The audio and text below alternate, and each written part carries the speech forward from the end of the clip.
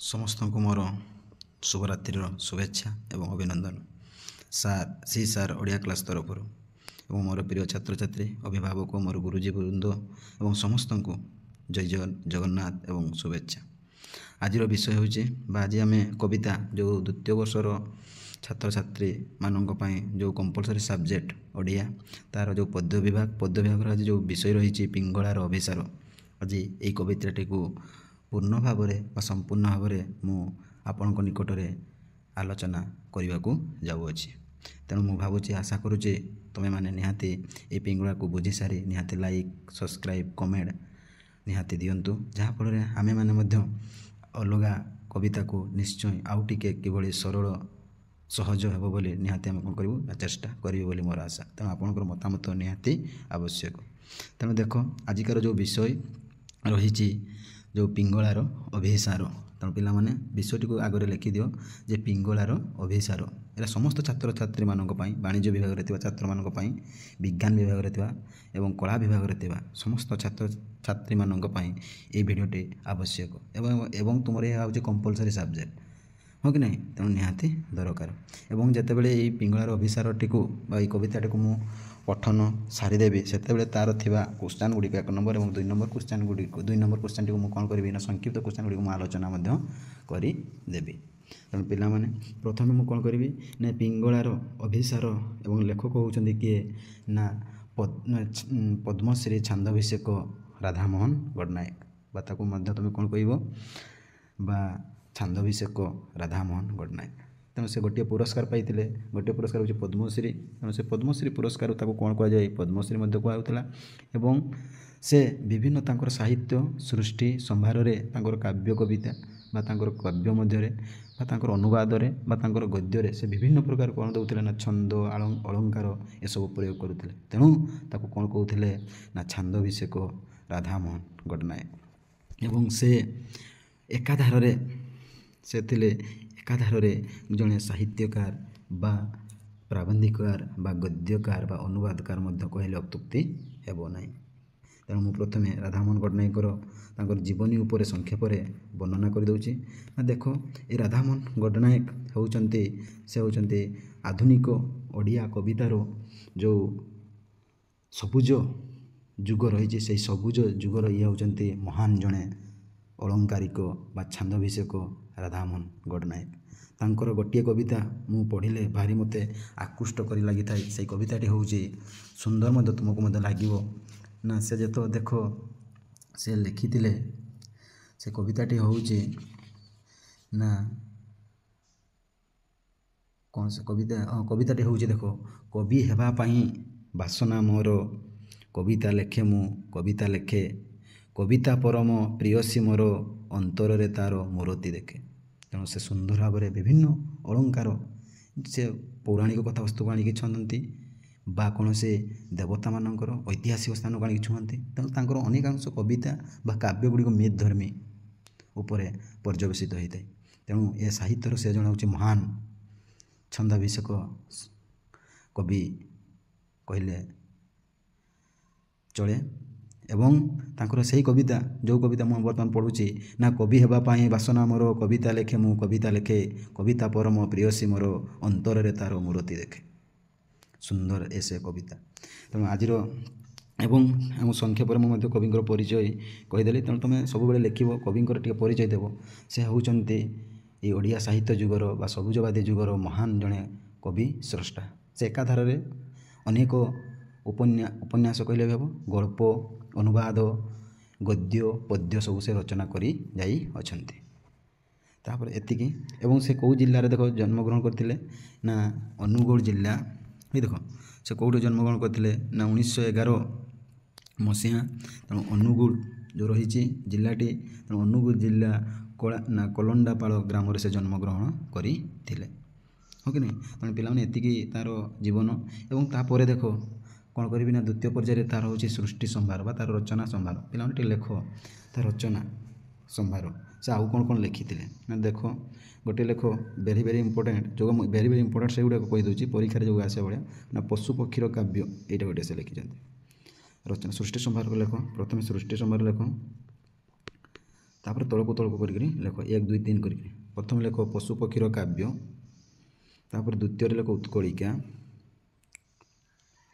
3 रे लेख धूसर भूमिका एवं सामुकार स्वप्न ये 4टी लेख गोटे लेख पशु पक्षीर काव्य तापर लेख उत्कलिका धूसर भूमिका एवं सामुकार स्वप्न एवं से अनुवाद करते देख संस्कृत एगुड़ा कहे संस्कृत विषय जापर संस्कृत रे कौन लिखाई मेघदूत यहाँ से ओडिया रे रूपांतरित कला तेणु अनुवाद लिखिदेल तापर देख मेघदूत तापर सराब और रुस्तम ये कालिदासंकर हाँ कि मेघदूतम सरब और रुस्तम यहाँ मतलब संस्कृत एकटा मतलब पढ़ी से कौन करते ओडिया रे रूपांतरित करते तेणु एतिकी तार होचे सृष्टि संभार एबे मु कौन करी ना तांकर जो आलोच्य विषय बा तांकर जो सुंदर आज आम मान पाखे जीवंत हो रही जो विषयटी हूँ जो कविताटे हूँ कौ कविता ना जी कि पिंगलार अभिसार हाँ कि नहीं ये पिंगलार अभिसार विषयटी को मुझे कौन करी ना बर्तमान तुमको संक्षेप सम्यक कौन करी ना धारणा बा ज्ञान दे दूची तेणु पिलाने प्रथमे तुम ये कविताटार गोपटी को शुण तापर आम कविता को जो पठन करी सरल और सहजरे से तुम कौन कर ना खाता बाहर के नोट डाउन कर लिख तेणु पिलाने शुण ना पिंगलार अभिसार अर्थात पिंगला कहले आम बुझी था गोटे गोटे ना हाँ कि नहीं गोटे ना को आम बुझी था तेणु से ना ये पिंगला जो पाई जोटे ना गोटे झील ना बुझाऊँगी जो कविता पाठ अध्ययन करवा से जाना पिंगला किए तेणु एवं जानी था जे पिंगला गोटे हूँ कन्याटीर नाम गोटे झीलटीर नाम एवं अभिसार तार जीवन में कौन होती से सही कथा से लेखक कौन कर वर्णित कर तेणु देख शुण ना जिते बड़े कलिजुग आरंभ है सेतेबेले कौन होता ना कथोपकथन छलन अर्थात कथबार्ता होते किए किए ना श्रीकृष्ण एवं उद्धव एम दी जन कथा होते उद्धव पचारुले श्रीकृष्ण को हे प्रभु मु आज यही कलिजुगरु किभली यही पापरु यही महापापरु आज यही जो मोर जो रहस्य बा मोर जो आज मु जो राजा होती तेणु यू मुझे किभली आज मुक्ति पाइबी बा यू आज मुझे किभली रक्षा पाइबी तेणु मते आज टिके बतई दियंतु बा मुक्तिर मार्ग कही दियंतु बोली से कहते तेणु यही कथाटी को से वर्णना करुले श्रीकृष्ण सही समय रे कौन होता ना जदू अवधूत बा से कथाटी को से शुणी आसी राजा पाखरे से कौन करी ना वर्णना करी अछि तेणु श्री जो ओडिया भागवत को रचना करिसेंती जगन्नाथ दास तेणु ओडिया संपूर्ण भाव में केते स्कंद विशिष्ट आम जाचु केते त्रयोदश स्कंद विशिष्ट तेणु एकादश स्कंद पर्यंत लिखिं किए ना जगन्नाथ दास एवं द्वादश और त्रयोदश को लिखिं किए ना लिखिं हूँ महादेव दास तेणु जो राधामोहन गडनायक कौन करते ना ये एकादश स्कंद को से पढ़ी थे ये एकादश स्कंदरे कौन होती ना 24टी गुरु प्रसंगे वर्णित होती एकादश स्कंदरे अष्टम नवम एवं दशम स्कंदरे कौन होती अध्याय ये 24 गुरु प्रसंग वर्णित होती तेणु से 24 गुरु प्रसंगरू आज पिंगला गोटे हूँ गुरु तेणु पिलाने मन रख जो कहते पिंगला कौन हूँ जड़े हूँ गुरु से पिंगला किभली नष्ट चरित्र होकर पर मुहूर्त भगवान आज आम मैंने गुरु रूप में पाई अच्छु ना केमिति ना देख ये 24 गुरु तापर से कौन होते बड़े जदू बा सन्यासी अवधूत कहते एवं राजा महर्षि बा राजा शुणुंट एवं एठी पिंगलार चरित्र एवं पिंगलार उपाख्यान बा ता पिंगलार व्याख्या करा जाई अछि तेणु एतिक हूँ तार कथावस्तु एवं पर मुहूर्त ये पिंगलार व्याख्या को उपाख्यान को शुणी राजा से पापरु महापापरु एवं निजर रहस्य को जाणिक से आज अमर पथ बा से मार्गदर्श से पाई अच्छन्ति एवं पिंगला निजको कौन हो वैराग्य और सन्यासी भाव जात करी से भगवान पाखरे लीन होती भगवान को से तांकर जीवन को अर्पण कर तेणु यह हूँ यही पिंगलार अभिसार कथा वस्तु तेणु पूर्ण भाव में सम्यक भाव में तुमको ये पिंगलार अभिसार विषयटी को कहीदेली एवं चलो पे मैंने संपूर्ण भाव में पूर्ण भाव में आम कौन करवा ना ये कविताटी को आलोचना करवा जेहेतु ये कविताटा हूँ भागवतर मिथ धर्म बा मिथ धर्म उपर आधारित ତେଣୁ ଏଇଠି ଟିକେ ପିଲାମାନେ ମନେ ରଖ ମିଥ୍ ଧର୍ମ କହିଲେ କ'ଣ ବୁଝ ଯେଉଁ ବିଷୟଟି ପୌରାଣିକ କଥାବସ୍ତୁ ଥିବ ବା କୌଣସି ଦେବତା ଦେବାଳୟମାନଙ୍କର ବର୍ଣ୍ଣିତ ରହିଥିବ ସେହି ସାହିତ୍ୟ ଗୁଡ଼ିକୁ ବା ସେହି କାବ୍ୟକୁ ସେହି କବିତା ଗୁଡ଼ିକୁ କ'ଣ କୁହାଯାଏ ନା ମିଥ୍ ଧର୍ମୀ କବିତା ବୋଲି କୁହାଯାଏ। ଯେହେତୁ ଏହାଟା ଓଡ଼ିଆ ଭାଗବତରୁ ଆସିଅଛି ତେଣୁ ଭଗବାନଙ୍କ ଉପରେ ଏହା ପର୍ଯ୍ୟବେସିତ ବା ବର୍ଣ୍ଣନା ବା ଆଲୋଚନା କରାଯାଇଛି। ତେଣୁ ଏହା ହେଉଛି ମିଥ୍ ଧର୍ମୀ। ତେଣୁ ଜାଣ ମୁଁ ସଂକ୍ଷେପରେ ବର୍ତ୍ତମାନ କ'ଣ କଲି ନା ତୁମମାନଙ୍କୁ ଆଲୋଚନା ବା କହିଦେଲି। ଏବେ ଚାଲ ଆମେ ପୂର୍ଣ୍ଣ ଭାବରେ କ'ଣ କରିବା ନା କବିତାଟିକୁ ପଠନ କରିବା। ନା ଦେଖ ଆମର ଧାରଣା ପାଇଲି ଯେ ଜଣେ ହେଉଛି ପିଙ୍ଗଳା ହେଉଛି ଆଜି ବେଶ୍ୟା ବା ଆଜି ହେଉଛି ସେ ଗଣିକା ବା ଆଜି ହେଉଛି ସେ ଦେହଜୀବୀ, ହଁ କି ନାହିଁ। ତେଣୁ ସେ ରହୁଥିଲା କେଉଁଠି ନା ରସିକ ନଗରରେ ବା ରସିକ ନଗରରେ ନୁହେଁ ବିଧେୟ ନଗରୀରେ ସେ ରହୁଥିଲା। ଏବଂ ବିଧେୟ ନଗରୀରେ ସେ ଅନେକ ଧନିକ ଶ୍ରେଣୀମାନଙ୍କୁ ସେ କ'ଣ କରୁଥିଲା ନା ତାଙ୍କର ଦେହ ଦାନ ସେ କରୁଥିଲା। ଏବଂ ଦେହ ଦାନ କରିକିରି ସେ କ'ଣ କରୁଥିଲା ନା ଅନେକ ଧନ ସମ୍ପତ୍ତି ସେ ଆପଣେଇଥିଲା, ବିଳାସ ବ୍ୟସନରେ ସେ ରହୁଥିଲା। ଥରେ ଦିନେ କ'ଣ ହେଇଥିଲା ନା ସେ ତା ପାଖକୁ ଗୋଟିଏ କ'ଣ ହେଇଛି ନା ଧନିକ ଶ୍ରେଣୀ ବା ସମ୍ଭ୍ରାନ୍ତ ଶ୍ରେଣୀର ଗୋଟିଏ କିଏ ଆସିଛି ନା ଧନୀ ଆସିଛି ଏବଂ ତାକୁ କଥା ଦେଇଛି ଯେ ମୁଁ କ'ଣ କରିବି ନା ରାତିରେ ଆସିବି। ସେ ସମ୍ଭ୍ରାନ୍ତ ଧନୀ ତାକୁ କହିଦେଇକି ଚାଲି ଯାଇଅଛି। ତେଣୁ ଦେଖ କ'ଣ କହିଛି ନା ସେହି ସମୟରେ ଇଏ ସଜାଗ ହୋଇକି ସଜବାଜ ହୋଇକରି ରହିଛି, ଫୁଲ ସଜା ଏବଂ ଦେହକୁ ଶରୀରକୁ ଅତି ଆକୃଷ୍ଟ କରିବା ପାଇଁ ପୁରା ରୂପ ସେ ଅଙ୍କନ କରି ରହିଛି ଏବଂ ଦେଖିବାକୁ ଅତି ସୁନ୍ଦର ସେ ଦେଖାଯାଉଅଛି। ତେଣୁ ରସିକ ନଗର ଆସିବ ବୋଲି ଅପେକ୍ଷା କରିଛି। ତେଣୁ ସେହି ସମୟରେ ସେ କହୁଛି ଦେଖ ନା ନ ଆସିବ ଆଉ ରସିକ ନଗର ନ ଆସିବ ଆଉ ପୁରେ ବାରବଧୁ ମୁହିଁ ପିଙ୍ଗଳା ଆଜି ଚାଲି ଯାଉଅଛି ଦୂରେ।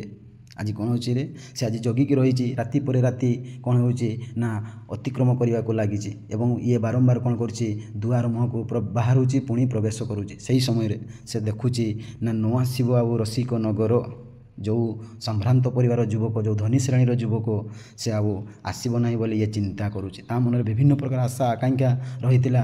ଆଜି ସେ କ'ଣ କରିବ ନା ସେ ରସିକ ନଗର ଆସିଲେ ମୋତେ ଅନେକ ମାତ୍ରାରେ ପ୍ରଚୁର ମାତ୍ରାରେ ଧନ ସମ୍ପତ୍ତି ଦେବ ବୋଲି ଇଏ ଆଶା କରି ରହିଥିଲା। ଏବଂ କ'ଣ କରୁଥିଲା ନା ତୁହାକୁ ତୁହା ଇଏ ବାହାରକୁ ବାହାରୁଥିଲା, ପୁଣି ପଦାକୁ ବାହାରୁଥିଲା ଏବଂ ପୁଣି ଦେଖୁଥିଲେ ଏବଂ ଯେଉଁ କମ୍ ଶ୍ରେଣୀର ବା ଯେଉଁ ଗରିବ ଶ୍ରେଣୀର ଯେଉଁ ରସିକ ନଗରମାନେ ଆସୁଥିଲେ ସେମାନଙ୍କୁ ସେ କ'ଣ କରୁଥିଲା ନା ଫେରେଇ ଦେଉଥିଲା। ଇଏ ଅପେକ୍ଷା ରହିଥିଲା ସେଇ ସମ୍ଭ୍ରାନ୍ତ ବା ସେଇ ରସିକ ନାଗରକୁ ସେ ଅପେକ୍ଷା କରିଥିଲା। ଏବଂ ପୁଣି ସେ କହୁଛି ନିଜକୁ ଭାବି ଆଶା କରିକି ପୁଣି କହୁଛି କ'ଣ ନା ନ ଆସିବ ଆଉ ପୁରେ, ଅର୍ଥାତ୍ ମୋ ପାଖକୁ ସେ ବୋଧେ ଆଉ ଆସିବ ନାହିଁ। ପୁରେ ଅର୍ଥାତ୍ ହେଉଛି ଗାଁ, ତେଣୁ ପୁରେ ଅର୍ଥାତ୍ ହେଉଛି ଗାଁ, ସେ ଆଉ ଆସିବ ନାହିଁ ବୋଲି କହୁଛି। ପୁଣି ନିଜକୁ ଧିକ୍କାର କରୁଛି, କ'ଣ କହୁଛି ନା ବାରବଧୁ ମୁହିଁ ପିଙ୍ଗଳା। ଆଜି ନିଜକୁ ଯେଉଁ ପିଙ୍ଗଳା ଆଜି ବାରବଧୁ କହିଲେ ଆମେ ଏଠି ବୁଝୁ ସେ ବିଭିନ୍ନ ବାରବଧୁ ମାନେ ବିଭିନ୍ନ ପ୍ରକାର ବାରବଧୁ ଭଳି ଚରିତ୍ର ତାର। ଆଜି ସେ ଦେହଜୀବୀ, ଆଜି ସେ ଗଣିକା, ଆଜି ସେ ରୂପଜୀବୀ, ଆଜି ସେ ପ୍ରତ୍ୟେକ ରାତିର କାହା ପାଖରେ ନଟି। ତେଣୁ ସେ ନିଜକୁ କହୁଛି ମୁଁ ଆଜି ହେଉଛି ବାରବଧୁ, ମୁଁ ପିଙ୍ଗଳା ଆଜି ଚାଲି ଯାଉଅଛି ଦୂରେ। ନିଜକୁ ଧିକ୍କାର, ନିଜକୁ ଛି ଅନୁଭବ କରି ଯେଉଁ ଆଶା କରି ରହିଥିଲା ସେହି ସମ୍ଭ୍ରାନ୍ତ ଯୁବକ ଆସିବ ବୋଲି, କିନ୍ତୁ ସେ ଆସୁନାହିଁ। ତେଣୁ ଏପଟେ ରାତି କ'ଣ ହେଇଛି ନା ଧୀରେ ଧୀରେ ଅତିକ୍ରମ କରିବାକୁ ଯାଉଛି। ତେଣୁ ତାକୁ କହିକି କହୁଛି ନା ମୁଁ ଆଜି ଚାଲି ଯାଉଛି ବହୁତ ଦୂରେ।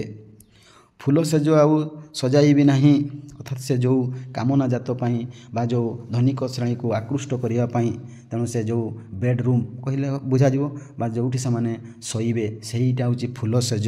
ତେଣୁ ସେ କହୁଛି ଫୁଲ ସେଜ ଆଉ ସଜାଇବି ନାହିଁ।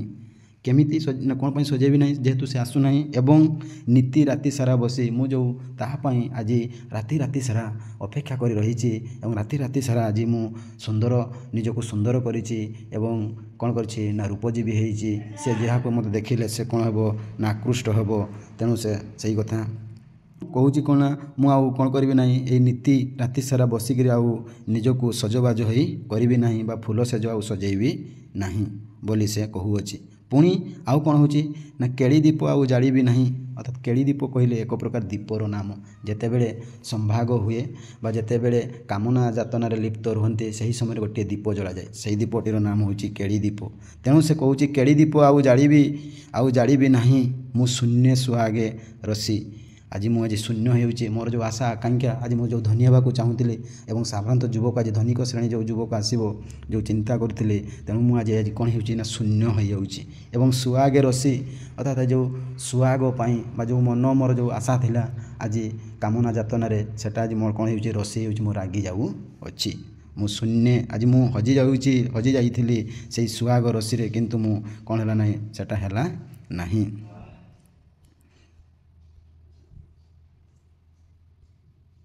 ପୁଣି ଦେଖିବା ରାଧାମୋହନ ପଟ୍ଟନାୟକ ଦ୍ୱିତୀୟ ଧାଡ଼ିରେ ସେ କ'ଣ କହୁଛି ନା, ପିଙ୍ଗଳା ପୁଣି ଭାବୁଛି, ଦେଖ କ'ଣ କହୁଛି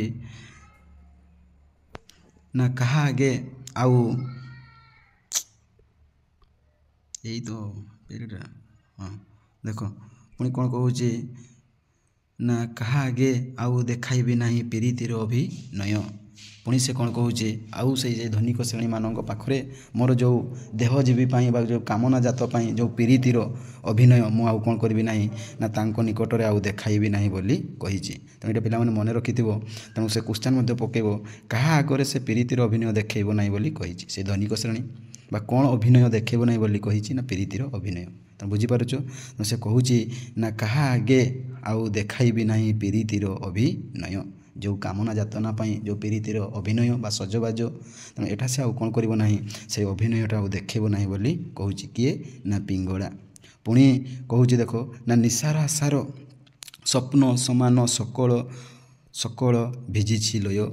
ଆଜି ଯେଉଁ ମୁଁ ନିଶାରେ ଆଜି ଯେଉଁ ରାତିରେ ମୁଁ ଯେଉଁ ଅସାର ସ୍ୱପ୍ନ ଦେଖିଥିଲି, କେତେ ନ ଭାବିଥିଲି ସେ ଧନିକ ଶ୍ରେଣୀ ଆସିବ, କେତେ ମୋତେ ଆଜି ଧନ ସମ୍ପତ୍ତି ଦେବ, ମୁଁ କେତେ ଉଚ୍ଚ ଧନ ରତ୍ନ ମାଣିକ କୁଳ କାଞ୍ଚନ ଦେବ ଏବଂ ମୁଁ କେତେ ମୋର ବିଳାସ ବେଶନରେ ରହିବି ବୋଲି ଯେଉଁ ଆଶାର ସ୍ୱପ୍ନ ଦେଖିଥିଲି, କିନ୍ତୁ ସେଗୁଡ଼ିକ ଆଜି ଗଲାରେ କ'ଣ ହେଇଗଲା ନା, ସକଳ ଭିଜିଛି ଲୟ। ଆଜି ମୋର କ'ଣ ହେଇଗଲା, ଆଖିରୁ ଲୟ ଅର୍ଥାତ୍ ଆଖିରୁ ଲୁହ ବାହାରି କ'ଣ ହେଇଛି ନା, ମୋ ଶରୀର ଯାକ ସକଳ ଭିଜିଛି, ଅର୍ଥାତ୍ ଶରୀର ଯାକ କ'ଣ ହେଇଛି ନା, ଭିଜି ଯାଇଅଛି। ତାପରେ ଦେଖ କ'ଣ କହୁଛି ନା, ମରମେ ମୋହର ଲିଭିଅଛି ଆଜି ଦିବ୍ୟ ପରମ ଧନ, ମୋର ତ ପଥର ଅମର ବନ୍ଧୁ ଅନ୍ତର ବିମୋହନ। ମରମେ ମୋହର ଲିଭିଅଛି ଆଜି ଦିବ୍ୟ ପରମ ଧନ, ମୋର ତ ପଥର ଅମର ବନ୍ଧୁ ଅମର ନା ଅନ୍ତର ବିମୋହନ। ଅର୍ଥାତ୍ ମରମେ ମୋହର ଲିଭିଅଛି, ଆଜି ଯେଉଁ ସେ କ'ଣ କରିଥିଲା ନା, ମରମରେ ଅର୍ଥାତ୍ ମର୍ମରେ, ହଁ କି ନାହିଁ। ତେଣୁ ମରମେ ଅର୍ଥାତ୍ ହେଉଛି ମର୍ମରେ। ତେଣୁ ମରମରେ ମୋହର ଲିଭିଅଛି, ଆଜି ଯେଉଁ ମୁଁ ଆଶା କରିଅଛି ବା ଆଜି ଯେଉଁ ମୁଁ କ'ଣ କରିଥିଲି, ସକଳ ଭିଜିଛି ଶରୀର, ଯେଉଁ ମୁଁ ଚିନ୍ତା କରିଥିଲି, ନିଶାର ଆଶାରେ ସ୍ୱପ୍ନ ଯେଉଁ ମୁଁ ଦେଖିଥିଲି, ସେଇଟା ଆଜି ମରମ ମୋହର ଲିଭିଅଛି। ଆଉ ମୁଁ କ'ଣ ହେଉଛି, ମୋ ମନରୁ କ'ଣ ହେଉଛି ନା, ମୁଁ ଭୁଲି ଯାଉଅଛି। ମୋର ଆଉ ଦରକାର ନାହିଁ ସେଇ ବିଳାସ ବେଶନରେ ରହିବା ପାଇଁ, ମୋର ଆଜି ଦରକାର ନାହିଁ ସେ ପ୍ରୀତିର ଅଭିନୟ କରିବା ପାଇଁ, ମୋର ଦରକାର ନାହିଁ ସେଇ ଫୁଲ ସଜ୍ଜା ଦରକାର ନାହିଁ ବା ମୋର ଦରକାର ନାହିଁ ସାମ୍ଭ୍ରାନ୍ତ ସେଇ ଧନିକ ଶ୍ରେଣୀ ଦରକାର ନାହିଁ। ତେଣୁ ଆଜି ମୋର ମୋହର, ଆଜି ଯେଉଁ ମୋର ଆଶାର ବା ଆଜି ମୋର ଯେଉଁ ଜୀବନର ମୋହର ଆଜି କ'ଣ ହେଇଛି ରେ, ମୁଁ ଲିଭିଅଛି। କିନ୍ତୁ ଲିଭିଅଛି ଏବଂ ସେହି ନିଶାରେ ବା ସେହି ରାତିରେ ସେ ଆଜି ଗୋଟିଏ କ'ଣ ହେଇଛି ନା, ଦିବ୍ୟ ପରମ ଧନ। ଆଜି ଗୋଟେ ଦିବ୍ୟ ପରମ ଧନ କହିଲେ ଗୋଟେ ଆଜି ମହାନ ପୁରୁଷକୁ ସେ କ'ଣ କହିଛି ନା, ପାଇଅଛି। ଦିବ୍ୟ ପରମ ଧନ ବା ପରମ ପୁରୁଷ ସେଇଠି ପାଇଅଛି। ଆଜି ସେଇ ପରମ ପୁରୁଷ, ଏଇର ଦିବ୍ୟ ପରମ ଧନ ଅର୍ଥାତ୍ ହେଉଛି ପରମ ପୁରୁଷ। ଲେଖ ପରମ ପୁରୁଷ। ଆଜି ସେ କ'ଣ ହେଇଛି ନା, ମୋର ତ ପଥର, ଆଜି ମୋର ତ ପଥର ଆଜି ମରି ଭଳିଆ ବା ମୋର ତ କହିଲ ଆଜି ମାଟି ଭଳି ପଥର ଆଜି ବା ମୂର୍ତ୍ତି, ଏଠି ମୋର ତ ପଥର ହେଉଛି ମୂର୍ତ୍ତି ପଥର ଆଜି ଏବଂ ଅମର ବନ୍ଧୁ, ସେ ଅମର ହେଇକି ରହିଛନ୍ତି। ସେହି ବନ୍ଧୁ କିଏ ନା, ଏଇ ପରମ ପୁରୁଷ ଶ୍ରୀକୃଷ୍ଣ ବା ପରମ ପୁରୁଷ ବା ଭଗବାନ ଆଜି ତା'ର ଅମର ବନ୍ଧୁ। ଏବଂ ଅନ୍ତରର ବିମୋହନ, ଆଜି ତା'ର ଅନ୍ତରରେ ବା ତା'ର ଜୀବନରେ ଆଜି କ'ଣ ହେଇଛି ନା, ବିମୋହୀନ। ଅର୍ଥାତ୍ ବିମୋହନ କହିଲେ ଏଠି ବୁଝାଯିବ, ଟିକେ ପିଲାମାନେ, ଏ ବିମୋହନ କହିଲେ ଅନ୍ତର ବିମୋହନ ଅର୍ଥାତ୍ ତା ହୃଦୟରେ ଆଜି ଜାଗୃତ ହୋଇଛି ସେଇ ଭଗବାନଙ୍କର କଥା। ଏବଂ ବିମୋହନର ଅର୍ଥ ଏବଂ ଏ ଯେଉଁ ଅନ୍ତର ବିମୋହନର ଅର୍ଥ ହେଉଛି ଯିଏ ଅନ୍ତରକୁ ମୁଗ୍ଧ କରନ୍ତି, ଯିଏ ଅନ୍ତରକୁ ଅର୍ଥାତ୍ ଆମ ଛାତି ଭିତରେ ଥିବା ଜୀବନକୁ ବା ଅନ୍ତରକୁ ଯିଏ ବିମୋହିତ କରନ୍ତି ବା ମୁଗ୍ଧ କରିଦିଅନ୍ତି, ହଁ କି ନାହିଁ। ତେଣୁ ସେ ନିଜକୁ ଆଜି କ'ଣ ହେଇଛି, ସେଇ ଦିବ୍ୟ ପରମ ଧନ ପାଖରେ ନିଜକୁ ଆଜି ଅର୍ପଣ କରିଦେଇଛି ତା ଜୀବନକୁ। ଏବଂ ସେଇ ଯେଉଁ ପରମ ପୁରୁଷ ଆଜି ସେ ପଥର ଭଳି, ମୂର୍ତ୍ତି ପଥର ଭଳି ଆଜି ତା ନିକଟରେ ଛିଡ଼ା ହୋଇଛି। ସେ ଆଜି ଅମର ବନ୍ଧୁ ଏବଂ ସେଇ ଅମର ବନ୍ଧୁ, ସେଇ ପରମ ପୁରୁଷ ଆଜି ତା ଛାତିର ହୃଦୟକୁ ଆଜି କ'ଣ କରିଦେଇଛି ନା, ମୁଗ୍ଧ କରିଦେଇଅଛି। ତେଣୁ ପିଲାମାନେ, ଏତିକିରେ ମୁଁ କ'ଣ କରୁଛି ନା, କବିତାଟିକୁ ରଖୁଛି ଏବଂ ପରବର୍ତ୍ତୀ ସମୟରେ ମୁଁ କ'ଣ କରିବି ନା, ଏଇ ସମ୍ପୂର୍ଣ୍ଣ ଭାବରେ ପଦ୍ୟାଂଶଟିକୁ ମୁଁ ଆଲୋଚନା କରିଦେବି। ଯଦି ଭଲ ଲାଗୁଥିବ ତାହେଲେ ନିହାତି ସବସ୍କ୍ରାଇବ୍ କରନ୍ତୁ, ଲାଇକ୍ କରନ୍ତୁ ଏବଂ କମେଣ୍ଟ ଦିଅନ୍ତୁ। କମେଣ୍ଟ ହିଁ ଆପଣଙ୍କର ମୋର ହେଉଛି କୃତଜ୍ଞ, ଯାହାଫଳରେ ମୁଁ ଜାଣିପାରିବି କେଉଁଠି ଭୁଲ ବା କେଉଁଠି ଠିକ୍। ତେଣୁ ଆର ଯେଉଁ ଭିଡ଼ିଓ ଗୁଡ଼ିକ କରିବି ବା ସେତେବେଳକୁ ମୁଁ ତୁମକୁ ସମ୍ପୂର୍ଣ୍ଣ ଭାବରେ କ'ଣ କରିବି ନା ଅଧ୍ୟୟନ କରିଦେବି ବୋଲି ଆଶା ରହୁଛି। ଜୟ ଜଗନ୍ନାଥ, ବନ୍ଦେ ଉତ୍କଳ ଜନନୀ। ଜୟ ଜଗନ୍ନାଥ।